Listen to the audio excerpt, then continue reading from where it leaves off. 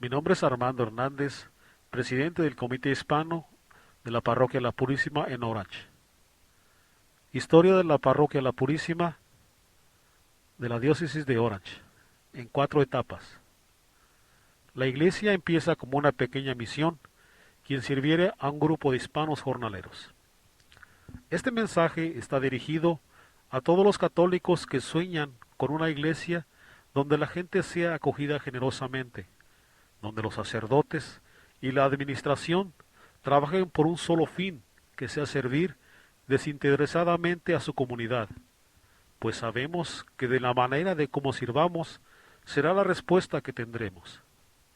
Por muchos años, nuestra Iglesia la Purísima gozó de mucha armonía mientras estaban a su cargo los misioneros trinitarios y después los misioneros claretianos. Sin embargo, después de que la parroquia fue cedida a los sacerdotes diocesanos, todo cambió. Han pasado más de 15 años y la parroquia aún no encuentra su estabilidad. Para esto debo aclarar que lo mencionamos aquí es un reflejo únicamente de la comunidad hispana, la cual ha sido directamente la más afectada. Número 2. La administración parroquial es tomada por los padres diocesanos. Desde los inicios de este nuevo cambio, se ha notado que la preocupación principal se ha centrado en el mantenimiento de las facilidades y muy poco en el área pastoral. Una vez que tomó posesión la diócesis de la parroquia, Alma Nieto ha estado al frente de la oficina. Años más tarde, la señora Alma fue suspendida de su cargo por un gran número de quejas por malos tratos a la gente. Sin embargo, tan pronto el antiguo párroco saliera, el nuevo párroco la regresara a su primer cargo. Lo cierto es que desde que Alma Nieto ha estado en este puesto, se han reportado un sinnúmero de quejas por malos tratos y por discriminación, pero hasta la fecha todo se ha ignorado. Alma Nieto desde su inicio tuvo una buena relación con el diácono Juan Espinosa, quien en ese entonces era el encargado de la comunidad hispana, porque la mayor parte de los párrocos no hablaban español. El diácono Juan Espinosa trabajaba muy con los jóvenes para Cristo, ya que era el único grupo que había en la iglesia. A través de los años, aunque surgieron más grupos, el control estaba en manos del diácono Juan Espinosa, Alma Nieto y el Ministerio de Jóvenes para Cristo. En los años en que el diácono Juan estuvo activo, tuvo por lo menos 9 ministerios directamente a su cargo: ministerios de los guadalupanos, bautismos, clases bautismales, pláticas prematrimoniales, preparación de las bodas en grupo, coordinación de las quinceañeras, coordinación de las bodas, ministros de la Eucaristía y el RICA. En el año 2009 llegó el padre Abelino Orozco, quien rápidamente se diera cuenta de que la parroquia tenía un grave problema. Por un año no hizo ningún cambio, pero al inicio del siguiente año reunió a todos los líderes de los diferentes grupos y confrontó al diácono Juan Espinosa referente al manejo de los fondos de la novena. El diácono Juan, al verse descubierto delante de todos, se levantó de su silla y sin saber qué decir, soltó una amenaza directa al padre Abelino Orozco, diciéndole que ya había salido el padre Cris, el padre Ismael y el padre Agustín, y volteando a ver al padre Abelino, le dijo: ¿quién sigue? Al otro día de lo sucedido, líderes del grupo Jóvenes para Cristo empezaron a hostigar al padre Abelino con calumnias, con el fin de enfadarlo para que se fuera. El padre Abelino reportó al diácono Juan con su supervisor, el diácono Frank Chávez. Por un año el padre Abelino fue calumniado ante la diócesis con el fin de sacarlo como lo habían hecho con los curas anteriores. Finalmente el diácono Juan Espinosa fue removido de la parroquia. Sin embargo, nunca aclaró las cuentas de la novena de la Virgen de Guadalupe. El diácono Frank Chávez, quien fuera informado de todo lo sucedido, prometió al comité hispano de ese tiempo, que era conformado por Padre Abelino, Lisset Díaz, Pati Moreno, Marta Cruz y Vicky Bedoya, que antes de asignar al diácono Juan a otra parroquia, lo descansaría por 6 meses, promesa que nunca cumplió. Una semana después de que el diácono saliera de la parroquia La Purísima, fue asignado a la parroquia San Norberto como si nada hubiera pasado.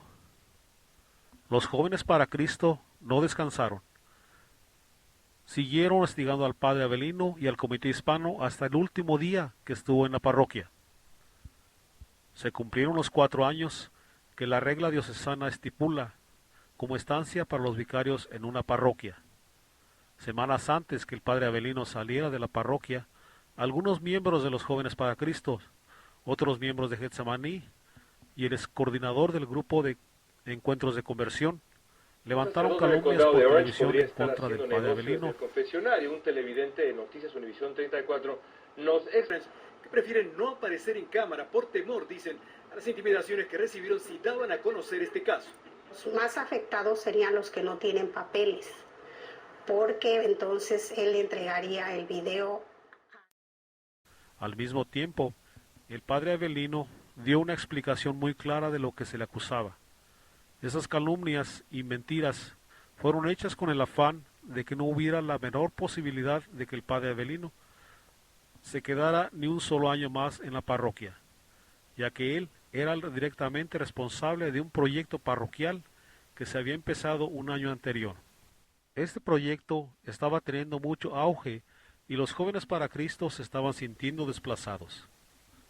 El proyecto lo encabezaba el padre Víctor Hernández, de la congregación Movimiento por un Mundo Mejor, movimiento que surgiera como respuesta al Concilio Vaticano II. En dicho proyecto estaban involucradas por lo menos 300 personas que estaban siendo guiadas por el padre Víctor Hernández.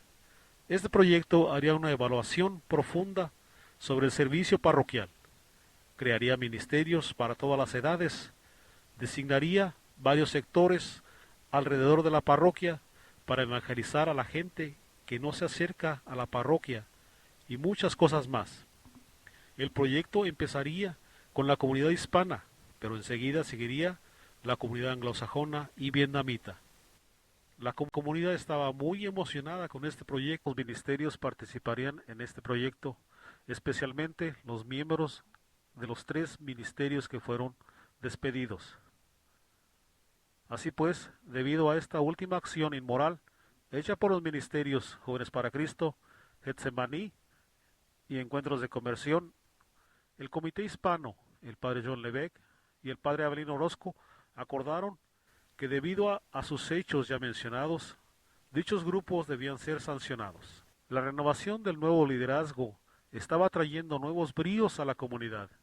Se había terminado con un favoritismo de más de 15 años y se abrían nuevas oportunidades para muchas personas. Número 3. Salida del padre Avelino Orozco. El 1 de julio del 2013, el padre Avelino fue asignado a la parroquia San Bonifacio en Anaheim. En el momento del cambio del padre Avelino Orozco, la parroquia da un cambio que jamás alguien lo habría imaginado. Antes de la salida del padre, el padre John Levesque se comprometió públicamente de que todo lo que el comité hispano, junto con el padre Avelino Orozco, se había logrado durante su estancia, se respetaría y se le daría continuación. Al otro día de que el padre Avelino saliera de la parroquia, esto es lo que sucedió. Número 1. El padre John Levesque se desconecta radicalmente del comité hispano. Por 4 meses, el comité hispano hace varios intentos de tener una cita con el padre John Levesque, pero jamás se las concede. Para este entonces, el padre John ya había hecho varios cambios en la parroquia sin tomar en cuenta a nadie. Dichos cambios son: cerró las cuentas de ahorro de todos los ministerios, cerró las ventas de comida que se hacían domingo tras domingo, cerró facilidades a algunos grupos, mandó una carta al Consejo Hispano pidiendo que renunciaran a sus cargos, alegando que se había perdido la confianza cuando no había tenido ninguna reunión con ellos por casi 4 meses. Durante este tiempo se reportaron dos incidentes de racismo del padre John LeVeque. El primero consistió en que le dijo a un miembro del comité de que nosotros los mexicanos, desde el momento que cruzábamos la frontera, teníamos que aprender inglés y debíamos olvidarnos de nuestras tradiciones, que si queríamos seguir celebrando nuestras tradiciones, que nos regresáramos para México. El segundo incidente consistió en que una quinceañera con sus chambelanes quisieron tomarse fotos frente al altar después de la misa. Estos fueron sorprendidos por el padre John, quien los sacó a empujones. Nunca más se volvió a hablar del proyecto pastoral parroquial sin tomar en cuenta a nadie. El proyecto lo componían más de 300 personas. Al padre Víctor Hernández ni siquiera se le notificó de los cambios. Simplemente se le ignoró cuando ya había fechas para dar continuación al proyecto. Repentinamente el padre John empezó a reunirse con los grupos despedidos, Jóvenes para Cristo, Getsemaní y encuentros de conversión. Esto era con el afán de regresarlos. El padre Randy Guillén había llegado a la parroquia reemplazando al padre Avelino. Hablaba español. Sin embargo, frente a la presente situación a la que se enfrentaba la parroquia, el padre Randy no era de mucha ayuda. Tal parecía que el padre Randy compartiera la misma ideología del padre John LeVeque, pues repentinamente empezó a predicar en inglés y en español, como si estuviera confirmando lo que el padre John le había dicho a un miembro del comité hispano, incidente del cual el padre Randy fuera directamente testigo, y quien había prohibido a dicha persona afectada que no se lo dijera a nadie.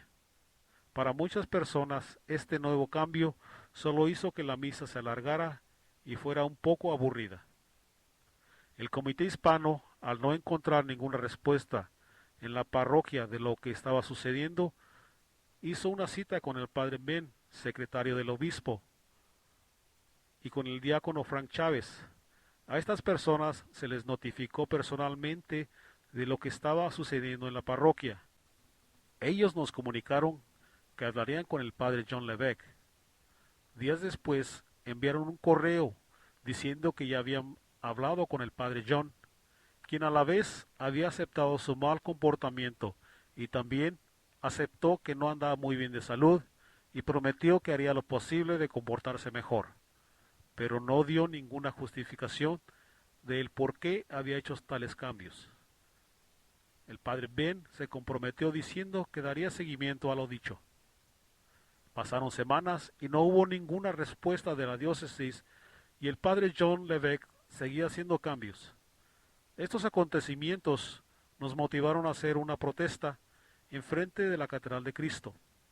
Creímos que esto ya era demasiado para callarlo y que nuestra comunidad debía saber y al mismo tiempo crear presión a la diócesis para que diera solución al problema.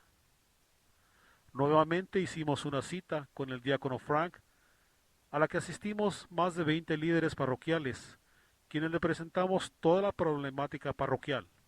El diácono nos escuchó atentamente, pero sin embargo, nuevamente nada se hizo. El padre John LeVeque seguía con sus cambios.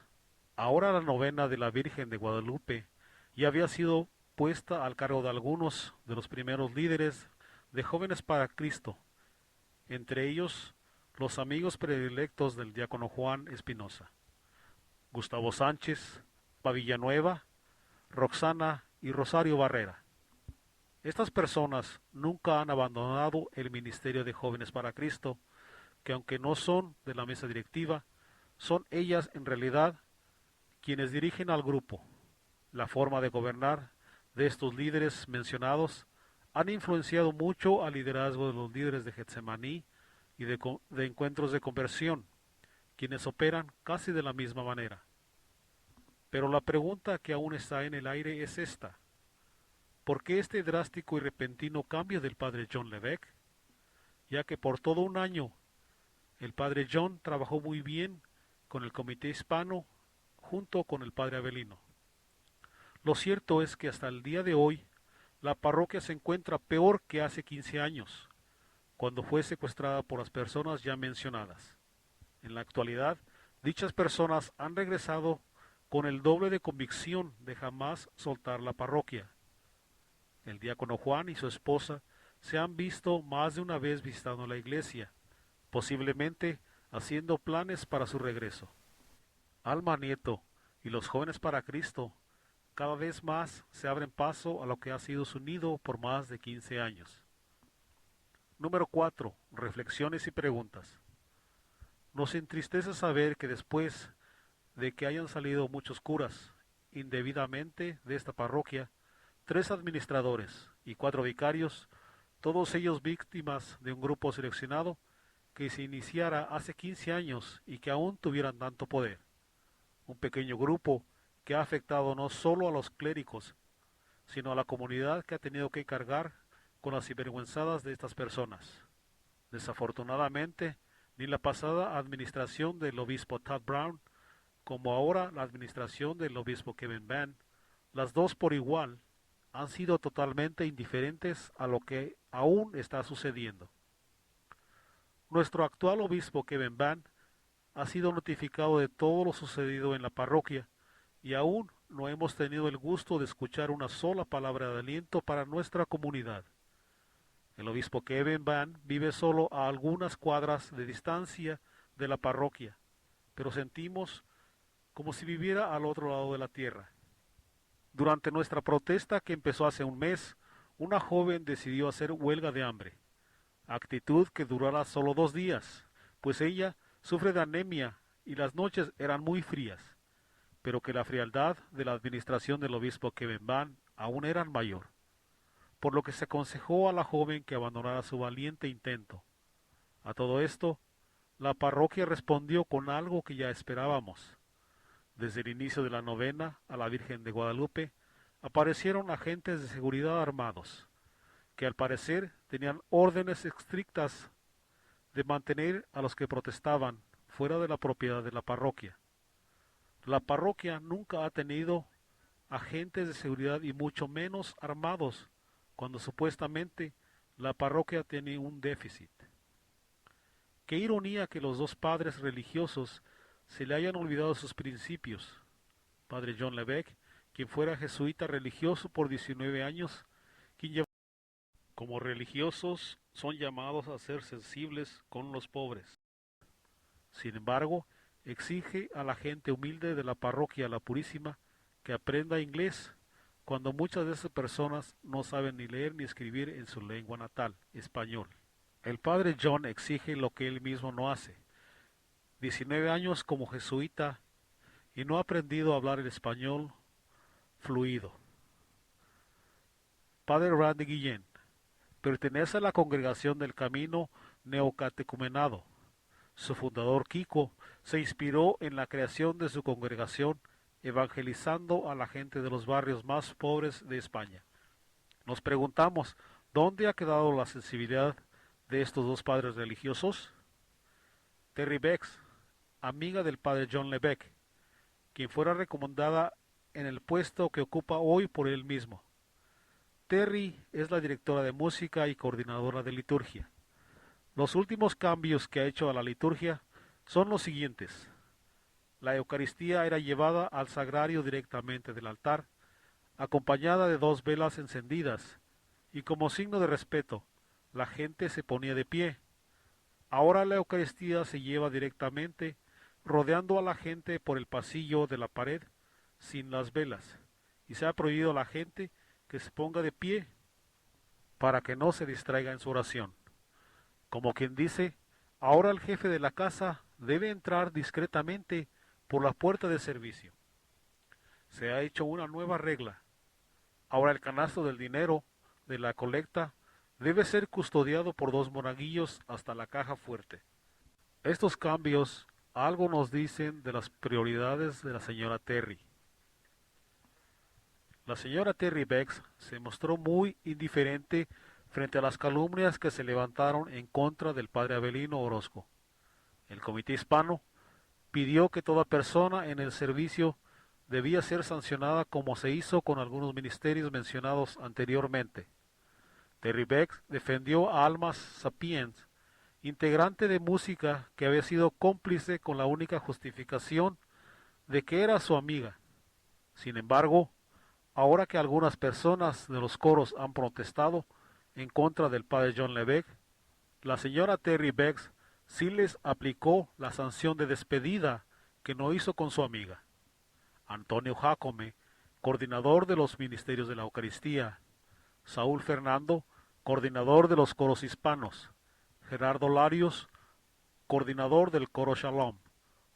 Todas estas personas fueron despedidas de sus cargos junto con sus coros por Terry Beggs cuando estas personas tienen evidencia por lo que protestan, cuando los otros solo calumniaron. ¿Será justo esto? Nos preguntamos si los líderes que representan a la comunidad hispana tendrán la capacidad profesional, intelectual y espiritual para tomar decisiones que afectan a nuestra comunidad.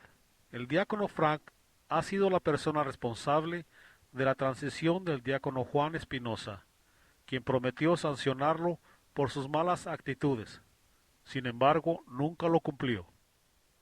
En varias ocasiones fue él directamente intermediario entre la comunidad y la administración sobre las anomalías de los jóvenes para Cristo. Sin embargo, hasta la actualidad nada ha hecho. ¿Será porque entre este grupo seleccionado se encuentra su sobrina Roxana, quien a la vez es su secretaria? El diácono Guillermo Torres es el intermediario de los jóvenes para Cristo. Ha sido igualmente informado como el diácono Frank Chávez sobre las anomalías de los jóvenes para Cristo, y de igual manera se ha hecho de la vista gorda, más aún en varias ocasiones los ha defendido a capa y espada. Nos preguntamos, ¿habrá alguien que supervise a estos diáconos mencionados? ¿No sería bueno aplicar la misma regla que se aplica para los sacerdotes, donde cada cierto tiempo deben cambiar de actividad para no caer en esto que está sucediendo? Nos hacemos la siguiente pregunta: ¿cuánto tiempo pensará la administración tenernos en este lugar? Hay dos candidatos al diaconado en nuestra parroquia La Purísima. Ellos son Ricardo Barraza y Miguel Espinosa. Ricardo Barraza, compadre del diácono Juan y directamente involucrado en la salida de algunos curas de la parroquia. Ricardo Barraza ha defendido arduamente a su compadre cuando él sabe perfectamente de las acciones inmorales en las que su compadre ha participado. Miguel Espinosa, quien es un miembro activo de los Jóvenes para Cristo. Miguel fue uno de los también involucrados en las anomalías de las salidas de los curas y fiel seguidor y defensor del diácono Juan. Estos dos candidatos al diaconado han sido reportados por sus malas actitudes ante el diácono Frank. Sin embargo, el diácono Frank Chávez se ha mostrado igualmente indiferente, como fue en el caso del diácono Juan. Cabe mencionar que hace algunos años, un candidato al diaconado, el señor Salvador Alanís, fue descartado del programa debido a la acusación de solo 3 personas. Los candidatos mencionados fueron reportados por más de 20 personas por varios actos inmorales, y aún para el diácono Frank no es suficiente evidencia para descartarlos del programa. ¿Qué esperamos de estos nuevos candidatos cuando han mostrado las mismas actitudes de su propulsor, el diácono Juan Espinosa? Asociación de Jóvenes para Cristo y Asociación de la Renovación Carismática. A las dos asociaciones se les ha informado directamente sobre la situación de sus miembros. Las respuestas de dichas mesas siempre han sido de indiferencia a lo que está sucediendo. El enfoque principal de las dos asociaciones ha sido de la propagación de sus ministerios a más parroquias, aunque presumen tener como regla obediencia a los sacerdotes. Pero eso solo ha existido por escrito porque no se pone en práctica. Ahora que dichos ministerios han sido despedidos, en vez de hacer una investigación profunda de sus miembros, Gustavo Sánchez, Norma Villanueva, Roxana, Rosario Barrera, Juan Granados, Martín Galván. Su preocupación principal ha sido en cómo acomodarlos en otras parroquias mientras se soluciona el problema. Hacemos la misma pregunta que a los diáconos. Dichos líderes de la mesa diocesana e interdiocesana tendrán la capacidad profesional, intelectual y espiritual de desempeñar esta función. La problemática que la parroquia ha enfrentado durante los últimos años ha sido bien notable. Varias veces se ha escuchado en la televisión y aún en el periódico. Creemos que para estas alturas un gran número de personas alrededor de la diócesis ya se estarán preguntando lo que sucede. Tenemos conocimiento que los sacerdotes diocesanos se reúnen mensualmente para discutir temas que afectan a nuestra Iglesia Católica de Orange. La problemática que enfrenta la parroquia, la Purísima, desde hace años, aún no ha sido de interés suficiente para el diálogo entre los sacerdotes de nuestra diócesis. Muchas cosas se han dicho alrededor de la diócesis sobre lo que sucede en la parroquia La Purísima. Esperamos que con la información que este video les proporciona hayamos disipado muchas de sus dudas y que con tu ayuda la comunidad hispana de La Purísima por fin encuentre la tranquilidad que tanto anhela. El día 1 de enero 2014 llega a nuestra parroquia un nuevo administrador, el padre Bill Barman. La comunidad hispana lo espera con los brazos abiertos. Nos sentimos muy contentos porque nos dicen que habla español y quiere mucho a la comunidad hispana. Queremos decirle que no queremos ningún favoritismo, simplemente que se nos respete y que sea justo. Los cambios que hizo el padre John Levesque no fueron nada justos. Aunque el padre John Levesque ya anunció su retiro para día 1 de enero, sin embargo, aún estamos en la incertidumbre.